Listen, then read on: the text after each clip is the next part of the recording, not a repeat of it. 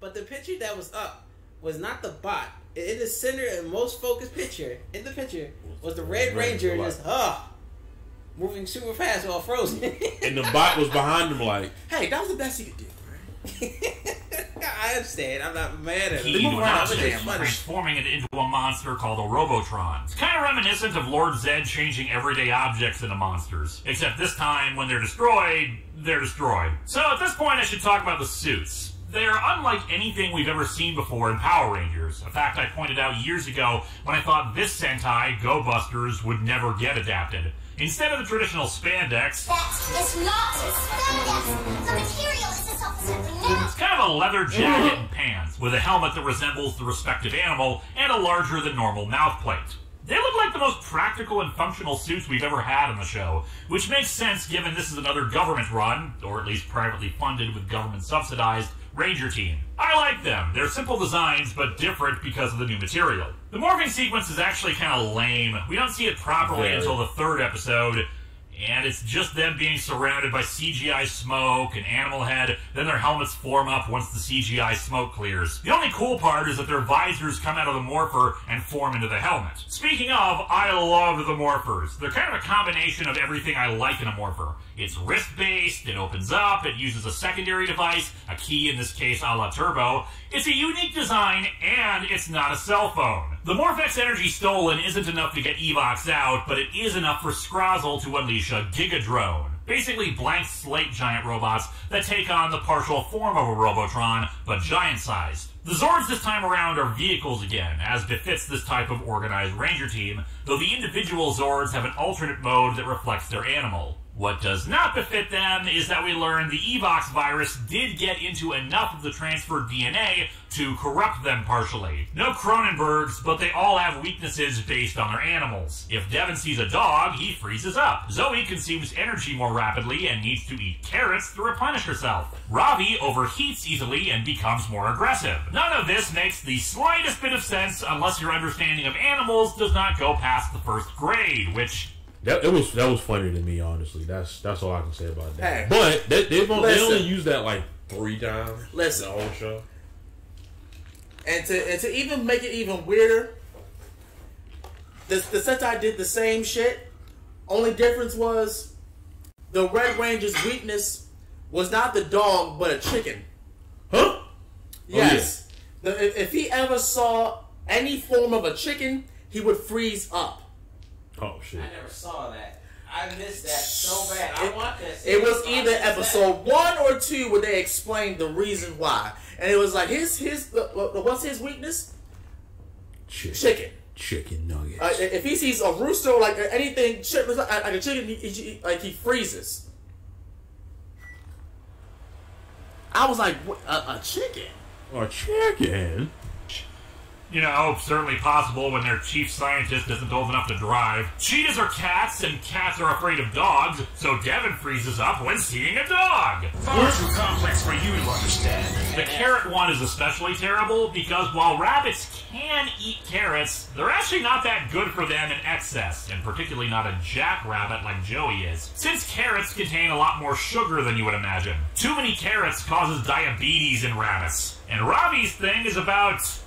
love. Staying calm. Gorilla's getting too hot? I don't know, it's dumb. Though these weaknesses do come up again a few times throughout the series, usually for comic relief. Devin is given leadership of the team, and while at first it's odd that the least experienced would be given the role, the show demonstrates quite nicely that he actually has leadership qualities. Patience, concern for his teammates, the ability to prop up all parts of it, bravery, etc. It helps that the other two spend the entirety of the episode bickering over it. What I'm confused by is why they're not making more Rangers. It's not like the equipment to make more Rangers was utterly destroyed, and there must have been a backup team being trained in the event that something happened to the main 3 before they got their powers, or having somebody on standby. Hell, the entire premise of the season is predicated on having direct access to the morphing grid and using it for power. The sentiment still rings true, even if it's not about money in this case. You're rich. Why an army? Despite the goofiness of the animal DNA weaknesses thing, the first 2 episodes are a very strong start to the season. The premise already establishes ties to the larger Power Rangers universe,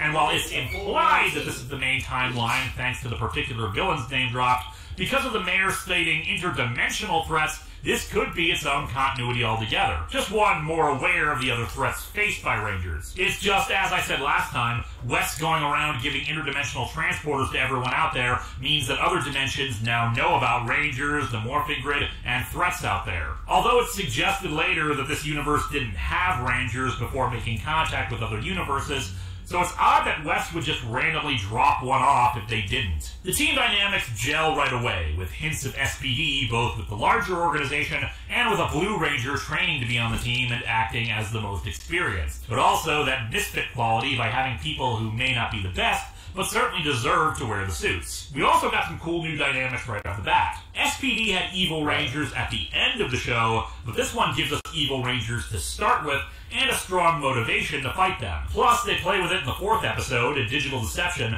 when Avatar Roxy tries to trick Robbie into joining her by pretending she's overcoming the Evox virus in her and playing on his sympathies and love. Speaking of the villains, we've got a lot of mystery and intrigue around them. Where did Evox come from? What's his backstory? Who's Vargoyle and what's their agenda? Anyway, on the subject of villains, in the 4th episode, they retrieve a neural aligner that was originally used in turning Blaze and Roxy evil. Scrozzle hates the Avatars and wants the favor of Evox for himself, thus working on his own plans to push them out. Surprisingly, the series actually doesn't have our heroes form the Megazord right away, waiting until the 6th episode to do so. Instead, the initial Zords actually get some spotlight and cool moments in fights. And in fact, we have a lot more instances of this show using the individual Zords to fight threats instead of just always forming the Megazord. What's more, because the Gigadrone is different from the Robotron, most of the time you have 2 fights happening simultaneously. One group fighting the Robotron on the ground, while another group is fighting the Gigadrones in their Zords. And thus we have the Beast X Megazord, which, I don't know, it looks really busy to me. Like, just too many details on it that keeps it from looking like a good whole altogether, even though it's only made of 3 Zords. In the meantime, Scrozzle salvages a bunch of components to build a Cybergate, a method by which Evox can re-enter Earth. Man, I wonder if he'll be able to open it. Anyway, episode 8 is called The Cybergate Opens. Scrozzle starts building the Cybergate on Earth, but the problem is they need a robot body for Evox to inhabit, and it has to be pretty advanced and powerful to hold him. As such, they kidnap Nate, who normally has to have an escort when he leaves the base because of how essential he is to the Rangers' operations, to construct something for them. With the stolen tech available to him, Nate comes up with an alternate plan. Construct the robot, but instead it's actually a Ranger suit, which he quickly links to himself to become the Gold Mantis Ranger. I whipped up an antidote. It's based on praying mantis DNA. But weirdly, instead of grafting the suit onto him, it actually duplicated the suit and, like, made a silver Beetle Ranger out of the robot body? Who programmed it? How does it have a personality already? It's got a very do-gooder, overly enthusiastic personality at that, plus some decent jokes. How are they beating us? With flair. The Gold and Silver Rangers outfits don't really differ that much from the main 3, mostly just adding shoulder pads and a different jacket design. They look good, though it's odd that they're being introduced this early. Their Morphers are described online as a cell phone, but if it is, it's one that can turn into a small gun. I dig it. So this new robot character's gonna need a name. How about Mr. Fantastic, super handsome, strong as steel? No, sorry, we'd shorten it to Mr. Fantastic, but Disney doesn't own Power Rangers anymore, and they might get upset, so we're going with Steel. They explain that he's actually a cyborg. The process didn't just put insect DNA into Nate and Steel, but also transferred some of Nate's own human DNA into him. This makes no sense, and yet it's working. This and all the animal DNA they're throwing around everywhere. This really will end like the Rick and Morty episode with everyone mutating into monstrous blobs. I'm not the one who haphazardly, mixed a bunch of nonsense together and created a bunch of Cronenbergs. Just watch. This whole thing is going to be another post-apocalyptic Power Rangers series like RPM. Hell, even the computer virus is the villain. It all matches. Here's what's crazier, though. As Phantom Roxas on Twitter pointed out, Nate actually created a Beetleborg. However, it seems the Cybergate was not... Oh my god, he did! He did. Yeah. Holy shit. I never looked at it like that.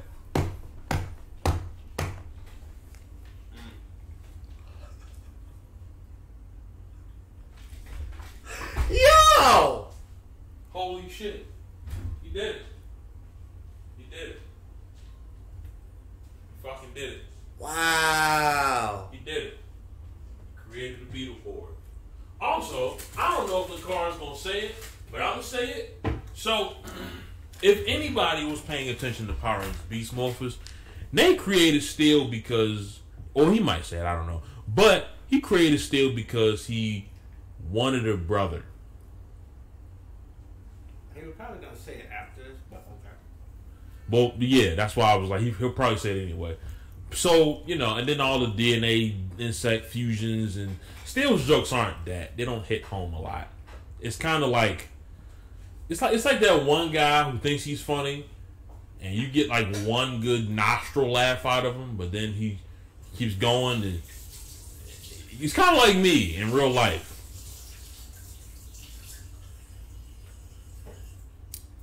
I mean, if you have the means to create something, you gonna do it regardless. Well, that's true. If you have the means to create anything you want, you can make anything you want. Although, you'll see it.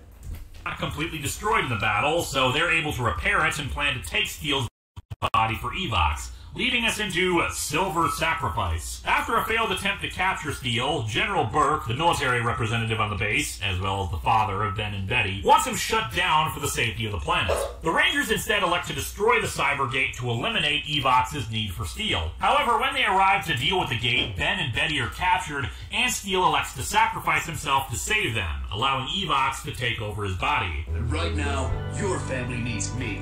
With my body, Evox will be strong, but I know you can destroy him. But it turns out that human DNA saves him. His body is no longer compatible with Evox, so they're able to destroy the gate and force Evox back into the cyber dimension. Anyway, in the ensuing fight, which destroys the cyber gate, we see the Scarab Zord and the Mantis Zord and... that is not a mantis. Yeah, in the original Sentai, both the Gold and Silver Go-Busters were beetle-themed. Just different kinds of beetles. According to Hasbro, the decision to change it up was for the sake of kids to make it easier for them to say and recognize the names. For God's sakes! There we go again. Kids are not stupid. We don't... Okay, seriously. We have got to stop thinking that in order for kids to adapt to something, we need to make shit easier for them. Kids want challenge. They're gonna figure out stuff. That's the whole point of growing. No, kids don't want challenge. Kids want Fortnite. But they figured that out too. I know, just made a stupid ass shit. Anyway, kids figured that out too. We have got to stop that. If kids can create castles in Minecraft, time-consuming, big ass castles in Minecraft, and do all this other stuff. There's no excuses as to why they're not able to grasp the concept that there are other different kinds of beetles. Like, come on now. Because I guess kids can't distinguish two different kinds of beetles. Right! But yeah, there you go. I guess it's just a Power Rangers tradition at this point to find one thing in the series they can call something it's not, even when it's blatantly obvious what it is. Still, their Zords combine together to form the Striker Megazord, bringing our count up to 2. Over the next several episodes, Blaze and Roxy compete to make copies of the Beast Morphers' DNA enhancements given by their animal DNA. Gorilla Strength, Cheetah Speed, Jackrabbit Jumping, to try to be enhanced themselves by it. I should note that they keep throwing around this idea of DNA and robotic things, but never once did they ever say the word cyborg. Or if they did, I never noticed it. Even Steel is just described as half human, even though they never show off what part of him is human. He doesn't even have a digestive system. He's powered by Morphex. Anyway, the villains only have a handful of data chips capable of copying the powers, thus only one of the two can get the enhancements. During this, we unveil what I guess we could consider Devin's Battleizer, Red Fury mode. It's some light armor that flows pretty nicely with the regular outfit, some cool claws, one of the least bulky Battleizers ever, frankly. We also see that Nate and Zoe have crushes on each other, but with both as Rangers, the no dating rule applies to them. One of the problems with the Red Fury mode, however, is soon discovered. It's powered by Fury Cells, evil objects from the cyber dimension that Scrozzle had. He uses them for powering up monsters, but there are only 4 of them, and using Fury mode he uses up the energy from them, but it also corrupts Devin and turns him evil. Pure evil? Pure evil. After he finally chooses not to use the final cell, which it's not necessarily evil. Just aggressive. He just not even aggressive. He just becomes full of himself. That's it. He's not evil. He's just like. So take a really scrawny guy and just pump him full of steroids. That's basically what happened to Devin. Stupid. Made it permanent, he destroys the last crystal, and the mode is effectively made useless without a power source. This was apparently an American invention, and it's gone for the rest of the series, so money well spent. As Scrozzle completes the combined power from the data chips, Vargoyle, mentioned a couple of times now, finally shows up and demands the return of the Fury Cells. It turns out Vargoyle was actually one of Scrozzle's early creations who turned against him, empowered by the Fury Cells beyond measure. Evox sees this as an opportunity, offering Vargoyle the chance to have the data chip upgrade if he can prove himself. You promised those powers would go to one of us. I promised to reward my strongest servant, and that is not you. You got a point. Blaze barely did anything to earn the chips, and all of Roxy's plans failed miserably. Vargoyle tricks the Rangers into thinking he's pathetic and weak, so that one by one they split off from fighting him to deal with the Gigadrone until he's alone with Steel. It's only thanks to Nate's timely arrival that Steel isn't killed in the ensuing fight, and he still manages to get away with a ton of Morphex, proving to Evox that he should get the data chip upgrade. Vargoyle steals an idea from the Avatars for a device that will allow Evox to get all the Morphex he needs, much to their outrage, but Evox doesn't really care. If Vargoyle's smart enough to steal your plan, then he's smart enough to carry it. Shit! Vargoyle's plan is revealed in the episode... What? I found a new cookie. You dumbass. It's rare. Here I am thinking you're reacting to the It's video. a cookie. You would have eaten it anyway. Here I am thinking that you're reacting to the video. Yeah. And it's the damn cookie. You know what? It's worth $1,000 on the internet right now. Shut up. And you're going to eat it anyway. Continue. Rewriting history, and it's a pretty good one. The device he stole from the Avatars can rewrite memories. Attaching it to the local news broadcasting station, everyone in Coral Harbor's memory is altered. They no longer recall Evox and think that Blaze and Roxy became the Red and Yellow Rangers, allowing them free access to Grid Force and the regular Rangers to revert back to who they were at the start of the season. Honestly, my only complaint about this is that the plan is outlined immediately for the audience, when I think it would have been better to let us enter into it in media res, with the audience not knowing what's happening, and we follow our heroes figuring it out themselves. The only one unaffected is Steel, who quickly deduces what's happened, though no one remembers him either, because of course events played out differently in their memories. He's able to recruit Devin and convince him that something's up, since he still has the cheetah DNA that grants him super speed. Inside the Grid Battle Force HQ, the Avatars obtain the Mega Teleporters, the devices used to originally send them and Evox into the cyber dimension. Roxy takes a moment to go back to the stasis chambers holding the Avatars' human bodies, and implants a thumb drive in the system, saying it's for later. Devin and Steel quickly locate the memory-altering device, which is guarded by a force field and an electrically charged tower. Devin is sent off to disable power, while Steel climbs the tower despite getting electrocuted the whole way up, managing to destroy the device. Devin is intercepted by Vargoyle, who needs more Morphex to use the copied beast powers, but Scrozzle and the Avatars elect not to send it, wanting him to be destroyed. And thus Vargoyle is destroyed, but Evox now has the Mega Teleporters, and they've done something to Roxy's stasis pod. This brings us to Target Tower, which begins with Roxy's stasis pod beginning to malfunction. If she doesn't get her mind restored, her body will die. I'd ask why they didn't do this to Blazes as well, but let's face it, dude was already a douche. If he gets restored, he'll probably just join evil anyway. The Rangers soon find the Mega Transporters on Earth, which were going to be set up around one of the Morphex towers to bring it to Evox. They retrieve them, and Ravi starts to drive them back to HQ, but the Roxy Avatar shows up to distract him and keep him from taking them away. In the ensuing fight, he repeatedly blasts her. But hey, she's tough. I'm sure she'll be fine.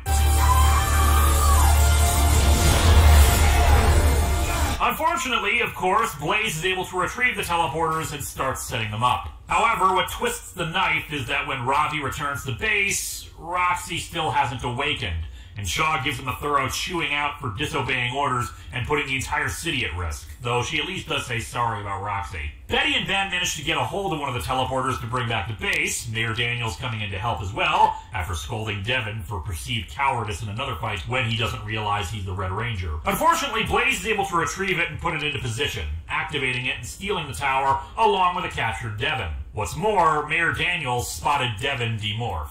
Back at HQ, Nate's plan is to rebuild the Cybergate and use it to teleport to the Cyber Dimension, hoping that storming Evox's base will allow them to stop him and rescue Devin. However, there's also some good news, bad news to make things better and worse. Roxy wakes up, but she reveals that Scrozzle learned how to build a robot body for Evox, which they'll be transferring him into, along with all the Morphex gathered from the tower, leading us into our Season 1 finale, Evox Upgraded. Mayor Daniels is pissed that he was never informed that his son was put in danger like this, but his fury is quickly cooled by the reveal that Shaw's own son is a Ranger too, so she knows full well what it's like to send your child into harm's way. The Cybergate is restored, but the portal is unstable, meaning it's too risky to send someone in until they have proper coordinates. As such, Mayor Daniels quickly grabs the beacon and heads in himself, and the portal overloads and shuts down. Typical politician, rushing in and doing something stupid before the scientists are ready. Because, you know, he wanted to prove that he was capable,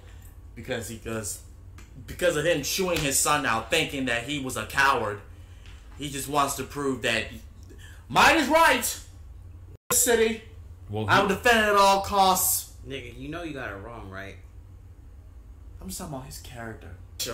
Hate y'all. I love you too, in the gayest way possible. Alright, let's continue. Grandeur. I don't think the Ultrazord itself is all that great looking, but points for trying to show off how cool and important this is. Naturally, a big-ass robot gets the attention of the villains, and they unleash an army of Gigadrones to confront them. Still, you don't call something an Ultrazord if it's a pushover, so it makes short work of the first wave. Devin and his dad reconcile and head off to try to get the Rangers' attention. Or at least get to the Cybergate. I mean, Evox's body's... There's the counter-argument that you could say that was the reason why because he had to apologize to his son for being a fucking dick. For like 15, 20 episodes? Literally. Yeah. Literally. So that's the only reason why. I know you have daddy issues, but... No, daddy issues. I just do not like... Bro, I don't know where that shit came from. Where did that go from? I just do not like this. I never liked the father. It's because... Alright, I understand. Because I don't like Doug, you don't like the father. Well, to add insult to injury, he did make him get a job, and he kind of just kept leaving the job to be a Power Ranger, and his dad and the job got pissed off that he had more priorities to save the world than to be a fucking car washman. So then there's that too. Add insult to injury. Tell me how that makes sense. It doesn't make sense. Nobody didn't know his identity as a Ranger. That includes his parents. If I ever give my son a job, why the fuck would it be washing cars? That's a well, isn't that where he started too? I believe so, if I'm not mistaken. I think it was episode like 12 or something. So he was one. All I know is that Devin started washing cars. He would leave after every shift. I remember that shit. To go fight. And the guy was like, dude, if you leave again, you're fired. And Devin was like, I'm a fucking Power Ranger, nigga. And just ran off to save the world. And his dad found out and was like, yo, what you doing? He was like, look, I'm important. And then that's when this happened. Completed, and a single blast from him splits apart the Ultrazord and heavily damages the individual Zord. I hated that part. You know why? You know why I hated that part? Hold on, you know fucking why? Hold on. You don't understand? No, wait fuck a minute. that. Let me get to the damn picture. Okay. Look at this nigga, right? Right. Look like triangles. Go on like 2 seconds. 2 seconds forward. 2 seconds. Attacks, and once again a single blast kicks their asses. The wrong way. You went too far. I did? Yeah.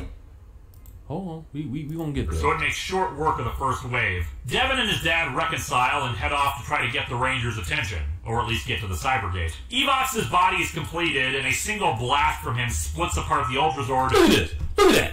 Look at that's like Plankton firing the Plan Z laser at Squidward's house when he became a fucking This was a stupid. I almost broke my TV. I'm like, what is this? Evok is like, bleh, and just throws the fucking Kamehameha from one hand and blows all of that goddamn things up. Oh shit!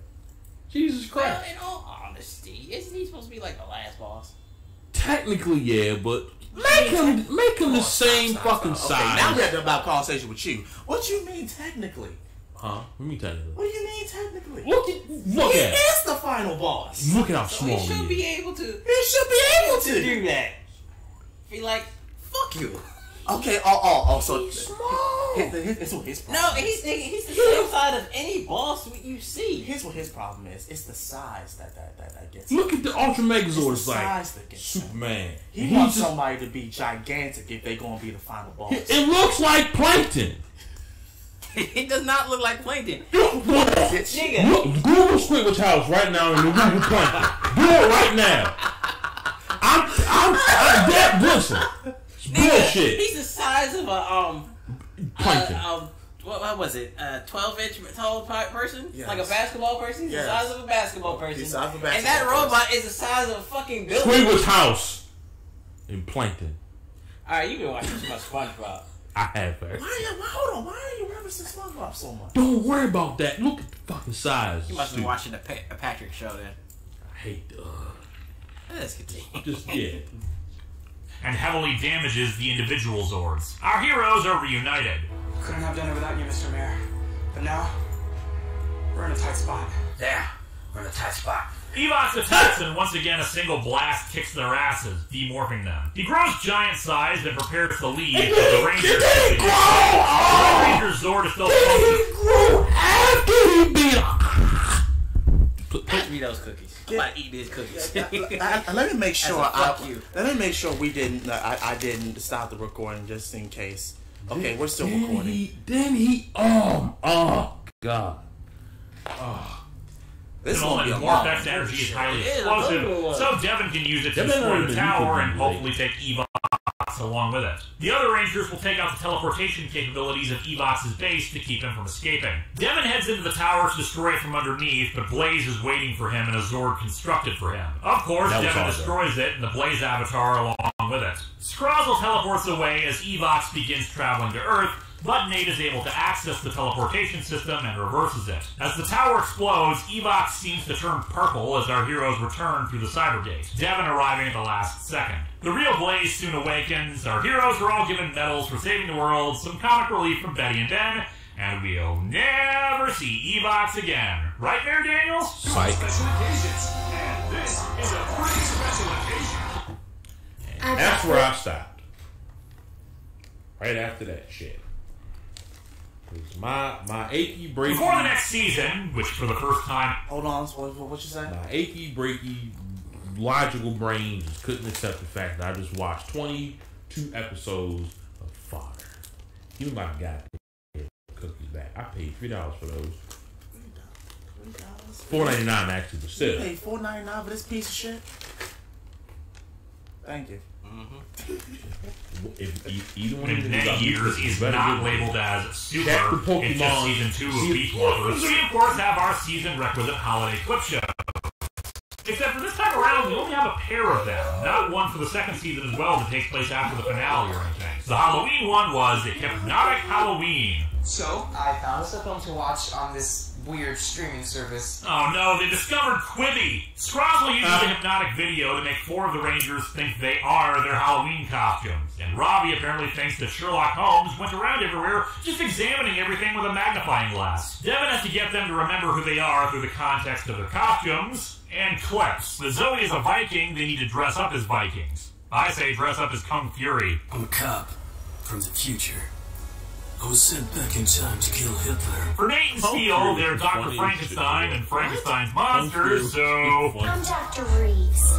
We heard that you and your creation have not been getting along. I never thought of that before. Maybe the Frankensteins just needed some therapy. The holiday clip show is Scrozzle's Revenge, which of course takes place after the finale. The first clips are Steele and the Beast Bots basically going, hey, the Rangers' parents are great. Let's show some clips of that. Scrozzle wants to destroy Christmas as revenge for the destruction of the cyber dimension. He sucks them into ornaments, and the Beast Bots have to fight a Gigatron without the others. with some clips to encourage them. Scrozzle is seemingly destroyed, and everyone goes to the North Pole with Santa because, as we've established, Santa is very real in the Power Rangers universe, and he's got a personal hotline to the Rangers. It's still the same actor after all these years. Wow, there's job security for you. But let's get going with Season 2, beginning with Believe It or Not. Blaze and Devin are now good friends in the intermediate time between seasons, and the success of the Morphex Towers in Coral Harbor has gotten the technology to start spreading throughout the world. Roxy and Ravi are able to date again, since she's not really a ranger anymore, and the team now just does regular training instead of ongoing fighting. Steel, in the meantime, has been looking for Pepe Sylvia, it would seem. Actually, he thinks that Evox is still alive, based on monster sightings like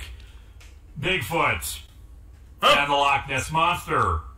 You've been talking to that deranged schoolteacher from Citytown, haven't you? Oh, I'm sorry, Harwood County, because, you know, it's normal and not confusing at all to name a city County. Anyway, he does have some actual strange things as evidence. Leaks in Morphex Towers that have been cleaned up, yet no cleaning crews were assigned. Devin doesn't buy it because his father has been handling all this stuff. Steel brings the Rangers out to the woods, supposedly to do some jogging and training, but of course it was to hunt for what he thinks is Scrozzle. I found it online, so it must be true. Now, this poor innocent cyborg is gonna find some dark corners of the web someday. It's gonna break my heart when he does. Since the others disbelieve him, Steel walks off to find evidence. Feeling bad, they go after him and discover that Scrozzle is indeed alive and ordering Tronics to load Morphex into a truck, claiming that Evox is also still alive. The theme song happens at the 9-minute mark for this one, by the way, almost halfway through. Just, if you're gonna put it that far in,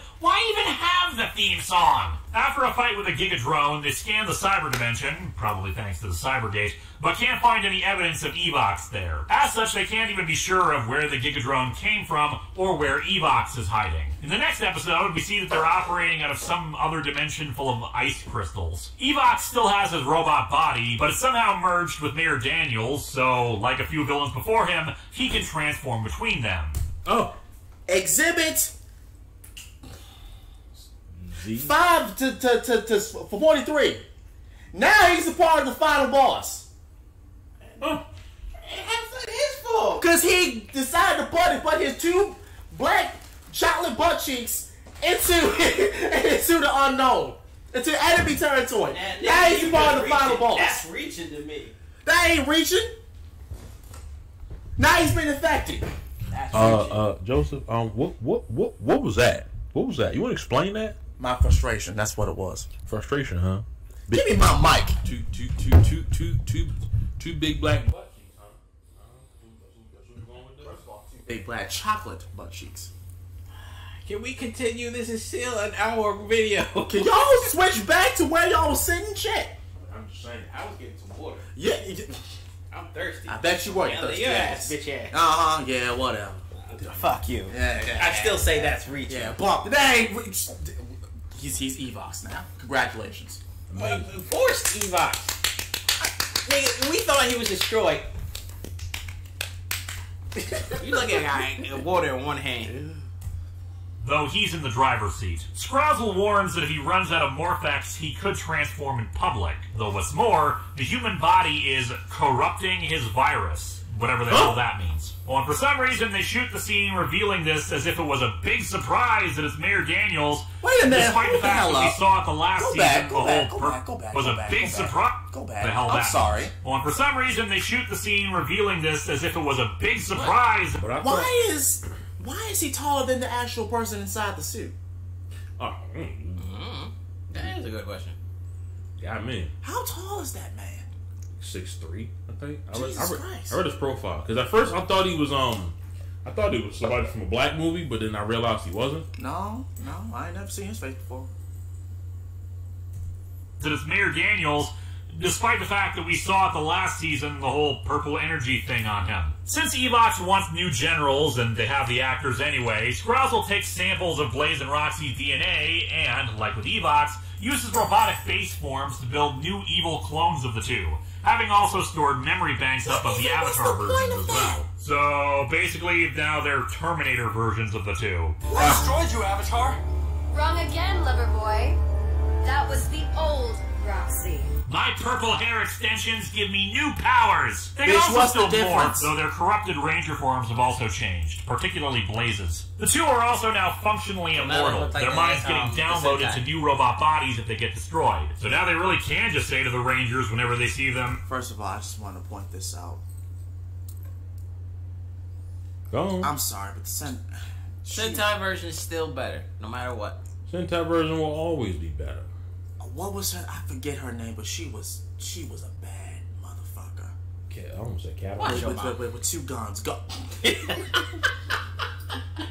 What happened? I had to add that in. What? I missed it. What happened? What? He said she's a bad motherfucker. I forget what her name was. Oh, why would you say that? Oh my Escape. God. Her name was Escape. She was bad. Oh, she was bad. First of all Asians are bad. You know, now that you say that, you gotta add her picture to the fucking video. Are you damn right? I knew it. I'll be back. Oh my God. Inspiration from a monster that grows more powerful by absorbing technology, the Rangers find a way to convert their beast bots into armor that upgrades the Rangers, basically creating an upgraded mode for the main three. Beast X mode. It's just some neat light armor again, and like the Fury mode, God, the that less is is so more attitude with the design boring. really works well. They get temporarily kidnapped by Evox in the Blame game to complete the programming for a secret project for Evox, a malware that we see implemented in the next episode. Why is it so? Why is it so easy for them to just take hold of a ranger? Of him, basically. Why is it so hold? It's so easy for them to just take hold of the scientists. Upgraded mode for the main three. Yeah, it's Beast so X mode. It's just some neat light armor again, and like the Fury mode, the less is more attitude with the design really works well. Nate gets temporarily kidnapped by Evox in the Blame game to complete the programming for a secret project for Evox. A malware He's been manipulated like 4 times already. The military is secretly building their own Zord, the Beast X King Zord. With the Rangers busy defending Coral Harbor, the network of Morphex towers needs other forms of ongoing defense. The project was spearheaded by the mayor and a girl named Megan, who had appeared in the previously mentioned Nate and Zoe relationship episode, which has not gotten a mention since then, I should note. She attempted to blackmail Zoe into getting a position as Nate's assistant, then tried to blame him for a weapons malfunction that she caused that almost killed Ben and Betty so that she could get his job. Naturally, no one is happy to see her, and she seems truly apologetic for what she did and demonstrates the Zord she designed. Using the malware program, Evox takes control of it, the real plan the whole time. With her help, and a big Nerf bow and arrow, they're able to regain control of the Beast X King. They hand the thing over to the Rangers afterwards, which doesn't seem to really address the legit point that the military had about being able to help more than just one city, but whatever. In Secret Struggle, we finally revisit the Nate and Zoe relationship, where Steele learns of it and is confused why it's forbidden. What could possibly be the harm in dating? Who knows? Well, there are a few reasons for it, especially since this is essentially a military organization. Normally this sort of thing would be a matter of dating someone of a lower or higher rank within the same command structure because of the power imbalance that can cause potential issues. In the case of... I'm sorry. If it's done multiple times, if it... Did not say federal motherfucker. You didn't say shit. Yes, he did. Did not say federal motherfucker. You didn't say shit. Oh, I did. Pull it. He didn't say shit. He did. No, he didn't. Yes, No, he he did. didn't say a goddamn thing. I did. No. Oh, I did. He said something about the federal government. I ignored it. Oh, exactly. He was up here trying to defend. Dennis, Dad can't be a hero. What did he do? Hit a robot in the back of the head with a pipe, son. That was like 2 inches away from that robot's head. Don't mean he didn't do it. It's called Heroism. improvising. And improvisation. It's acting, damn it. You mean he's right, alright? Because this is technically a TV show, so it's... Okay, well, name one reason, name one thing as to why people in the federal government just shouldn't be begging, even though they probably are. Why? Begging each other, too, so... Office sex. Do you realize how many times they do that regardless of the fact that there's a rule in place? Exactly. Or dating. They do it even if they're not dating. People in the offices that are like right here and bakes and shit do that shit. I've seen just it. for a quickie. I've seen it too. No, I'm saying so. What are the negative? Well, for dating. Well, just a real quick breakdown. A very smart and sophisticated answer. You fucking a co-worker at work. Y'all get in an argument. Y'all both come to the office and work together. Your personal problems might spill over onto the office floor and create a hostile environment. That's only if they are a high officer is dating a low officer. It could happen on either. It could happen on either way too. But I mean, you're right. And if they're on the same page, that really shouldn't really affect them. Right, you're right. However, the only thing I can think of that federal government have problems if one of them get kidnapped and the other one or you could spin it like this: if a higher ranking is dating a lower ranking, then they'll feel empowered. Well, not even that. If one of the coworkers has something that's confidential information and they share that with the other you could have said that. Yeah, that was just one point I was gonna make. That was like a ton of fucking. I'm gonna continue. We still got like a few more minutes. The two Rangers, they're actively on the field together in situations where one or the other is in danger. We saw what happened with Ravi when he saw an opportunity to save Roxy's life. The tower got stolen because someone put the life of the person they love above the needs and welfare of the city and the planet. There could be a situation where a critical choice has to be made, but they're more worried about their significant other instead of the mission. Now, there are arguments to be made in response, like how, by that logic, no one on the team should be friends because they'll place the life of a friend above the life of someone else. But it's a legitimate concern. I do like the double meaning of the title of this episode. On one hand, it's about the two Rangers wanting to date, but can't. But on the other, it's about Evox being closely watched by the Rangers and needing a resupply of Morphex to maintain his cover when they think Evox is trying to kidnap the mayor. The two admit their feelings to Shaw when security footage shows them about to kiss on their watching of the mayor, but the rest of the team thinks the rule is ridiculous. What use is a rule if all it does is make good people unhappy? Well, arguably, you just saw what happens. They were so engrossed with each other that they didn't notice the mayor slipping away to try to get some Morphex. Now, it could be argued that if they were... What you was going to say? That cringy, oh, I'm so sorry. We're adults. He ain't cringy romance. I mean, it's Nickelodeon. I know, just... Is it Nickelodeon? It's Nickelodeon. But really it's on Netflix, but it's Nickelodeon, technically. Ignore my bullshit. I'm obnoxious. Just fucking play it.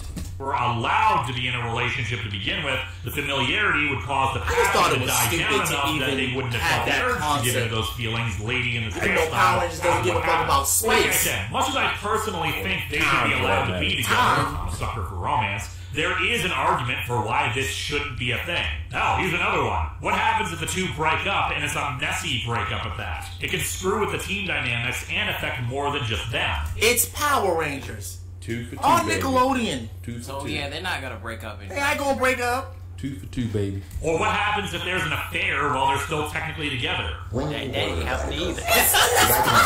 Sure, we're going too much into this. Ultimately, Shaw decides to remove the rule after seeing how well the two work together, and Mayor Daniels gets exposed as Evox, who escapes. In the following episode of the Evox Snare, we actually see some good judgment. Knowing now that the mayor was Evox, they realize that the computer network linking the Morphex towers, and the towers themselves, are potentially compromised. Yeah. So all the network will be shut down and all the energy sent back into the morphing grid until the situation with Evox can be resolved. What's more, the human DNA corrupting the virus part of him means that he needs incredible amounts of Morphex to stay alive. So they're basically cutting off his food supply while preparing a trap should he show up in person to try to get what's left. Once he does, they hope to capture him with a freezing arrow. And thanks to my genius brother, it's hard as diamond. No way out. Give it Peter Capaldi a few billion years in a time loop. We'll see about that. Devin, though, worried that he could be trapped indefinitely without any plan on how to separate the two, objects to the plan and tries to research a way to retrieve him. Fortunately, his research comes up with something interesting. It better not be dumb. Black Ranger once. He was slowly turning into an evil cyborg. Their lead scientist found a way to stop the process. His name was Dr. K. He's tried to contact the RPM universe, but hasn't been able to get an answer from them. Remember, as established last time, Wes has been handing out dimension hopping tech to other Rangers. Wes's dimension hopping tech is not just a matter of coming to the aid of other Rangers, but informing them of other threats in their respective universes. Anyway, they lay a secondary trap for Evox after his forces fail to take a tanker full of Morphex, luring him out to what looks like a full unguarded tower. However, Devin returns to base upon getting a response. What happened to Ranger Black is very different to what's happened to your father. I'm sorry, but none of my technology can help you. However, she does point him in the direction of the Dino Charge universe and how they were able to split Xenoblade into two. And hey, they already had those props from a few years ago, so I might as well reuse them. The devices used there do exist in this universe. It seems that a lot of the Ranger technology Grid Battle Force has is based off of Ranger tech given to them from other universes. Devin looks for the split emitters. We need to find something called split emitters. What do they look like? No idea. Maybe you could look it up in a database or something, and gotta imagine all the stuff you have in here is cataloged. Anyway, after some neat little fan service bits, one person on Twitter asked how the hell they got Mystic Morphers on there. Hold on, bitch. Hold on, bitch. Oh yeah, they had everything in there. Alright, y'all. Okay. They're like, fuck y'all, we got everything. Okay. Well, technically, they do have access to the Morphing Grid, and the Morphing Grid does have all the Power Ranger powers and whatnot in it. It's possible. How to do you reach. know that? We It's don't a know. reach. We It's don't a know. reach. That What is the a reach. It's a reach. But they could since they got the transmissional thingy that teleport between each They could world, pull it from the archives and whatnot. they can pull it from our cars. They could be like, "Hey, can we get a couple of your morphers?" Or Kyle asked for the morphers themselves. Wow, but But what good? What's the use for having the I was going to say Magi Ranger. What's the use for having the Mystic Force Morphers? 5G. No, not that. They wanted the What? It basically what they did was they were trying to see what happens if they use Morph X on old Morphers. See what happens. Oh, That was before they even made their Morphers. Oh, okay. Oh, so they were just running. Well, I suppose experiments. Udana could have given them, like, a blank wand for the purposes of this. They find the split emitters. Over the tower, Evox appears and they take the shot. You think this little stick is going to stop me?